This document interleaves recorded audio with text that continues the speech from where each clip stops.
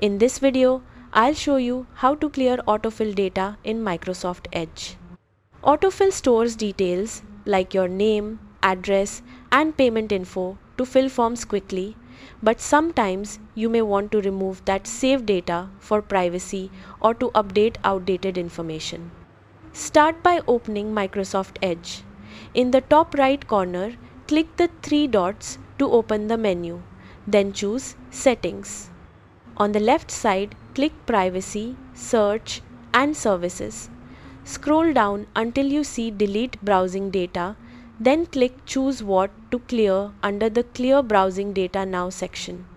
At the top of the panel, change the time range to all time if you want to remove all saved autofill entries. If you only want to clear recent data, you can select a shorter time range instead. Next, check the box labeled Autofill Form Data includes forms and cards. This removes saved addresses and payment details used for autofill. It does not delete your saved passwords unless you specifically select the passwords option.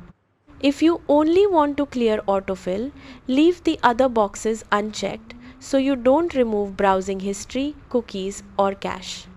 When ready, click Clear Now.